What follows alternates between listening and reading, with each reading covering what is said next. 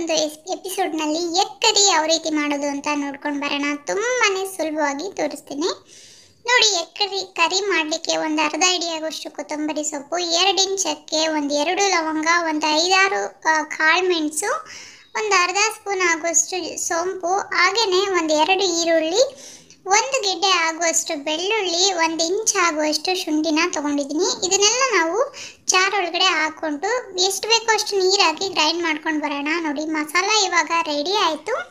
ಇಷ್ಟನ್ನು ನಾವು ರೆಡಿ ಮಾಡ್ಕೊಂಡು ಆದಮೇಲೆ ಇಲ್ಲಿ ಬಾಣಲಿನ ಇಟ್ಕೊಂಡಿದ್ದೀನಿ. ಇದಕ್ಕೆ 1-2 ಟೇಬಲ್ ಸ್ಪೂನ್ ಎಣ್ಣೆ ಹಾಕಿದ್ದೀನಿ. ಎಣ್ಣೆ ಬಿಸಿ ಆದಮೇಲೆ ಒಂದು ಅರ್ಧ ಈರುಳ್ಳಿ ಹಾಕ್ಕೊಳ್ಳೋಣ. ಸಣ್ಣದಾದರೆ 1 ಈರುಳ್ಳಿ ಸೇರಿಸ್ಕೋಬೋದು. ಈರುಳ್ಳಿನ ಹಾಕಿ ಚೆನ್ನಾಗಿ ಫ್ರೈ ಮಾಡ್ಕೊಳ್ಳೋಣ. ಈರುಳ್ಳಿ ಚೆನ್ನಾಗಿ ಕೆಂಪು ಕಲರ್ ಆಗಬೇಕು, ಅಲ್ಲಿವರೆಗೂ ಫ್ರೈ ಮಾಡೋಣ.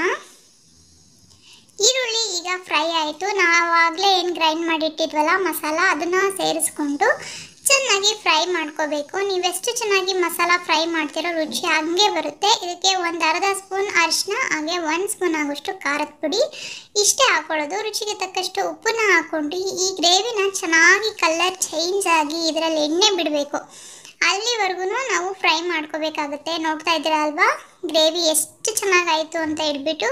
ಇದ್ರ ಮುಂದೆ ಯಾವ ಚಿಕನ್ನು ಬೇಡ ಅನಿಸುತ್ತೆ, ಅಷ್ಟು ರುಚಿಯಾಗಿ ಬರುತ್ತೆ. ಇದಕ್ಕೆ 2 ಟೊಮೊಟೊನ ತರ್ತರಿಯಾಗಿ ಗ್ರೈಂಡ್ ಮಾಡಿ ಸೇರ್ತಿದ್ದೀನಿ, ಯಾಕಂದರೆ ಸ್ವಲ್ಪ ಗ್ರೇವಿ ಥಿಕ್ನೆಸ್ ಆಗಿ ಬರುತ್ತೆ ಅಂತ ಹೇಳ್ಬಿಟ್ಟು. ನೀವು ಬೇಡ ಅಂದರೆ ಸಣ್ಣದಾಗಿ ಕಟ್ ಮಾಡಿ ಹಾಕೋಬೋದು. ಅದೇ ಮಸಾಲ ರುಬ್ಬಿರೋ ಜಾರ್ ಒಳಗಡೆ 2 ಟೊಮೊಟೊನ ರಫ್ ಆಗಿ ನಾನು ಗ್ರೈಂಡ್ ಮಾಡಿ ಸೇರಿಸ್ಕೊಂಡಿದ್ದೀನಿ. ಇವಾಗ ಇದು ಚೆನ್ನಾಗಿ ಕುದಿ ಬರಲಿ, ಇದನ್ನು ಕೂಡ ಕುದಿಸ್ಕೊಳ್ಳೋಣ. ಕುದೀತಾ ಇದೆ, ನೋಡ್ತಾ ಇದ್ದೀರಾ ಅಲ್ವಾ. ಒಂದು ಪ್ಲೇಟ್ ಮುಚ್ಚಿ ಬಿಟ್ಬಿಡೋಣ. ಇದು ಕೂಡ ಎಣ್ಣೆ ಎಲ್ಲ ಬಿಡುತ್ತೆ.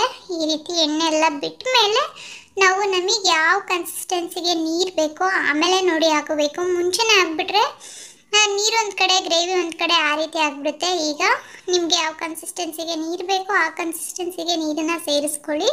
ನೀರನ್ನು ಸೇರಿಸ್ಕೊಂಡಾದ್ಮೇಲೆ ನೋಡಿ, ನಾನು ಈ ಕನ್ಸಿಸ್ಟೆನ್ಸಿಲಿ ಇಟ್ಕೊಂಡಿದ್ದೀನಿ. ತುಂಬ ಗಟ್ಟಿನೂ ಬೇಡ, ತುಂಬ ತೆಳ್ಳಗೂ ಬೇಡ, ಮೀಡಿಯಮ್ ಆಗಿದ್ರೆ ರೈಸ್, ಚಪಾತಿ, ಅನ್ನ, ಮುದ್ದೆ ಎಲ್ಲದಕ್ಕೂ ಕೂಡ ತುಂಬ ಚೆನ್ನಾಗಿರುತ್ತೆ.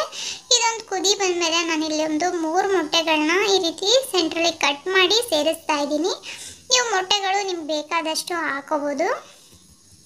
ಇದನ್ನು ಲೋ ಫ್ಲೇಮಲ್ಲೇ ನಾವು ಒಂದು 5 ನಿಮಿಷ ಬಿಟ್ಟರೆ ಚೆನ್ನಾಗಿ ಗ್ರೇವಿ ರೆಡಿ ಆಗುತ್ತೆ. ನೋಡ್ತಾ ಇದ್ದೀರಾ ಅಲ್ವಾ, ವಾವ್ ಎಷ್ಟು ಚೆನ್ನಾಗಿ ರೆಡಿ ಆಗಿದೆ ಅಂತ. ನೋಡಿದ್ರಲ್ವಾ ಎಷ್ಟು ಸಿಂಪಲ್ ಆಗಿ ಎಗ್ ಕರಿ ಮಾಡೋದು ಅಂತ.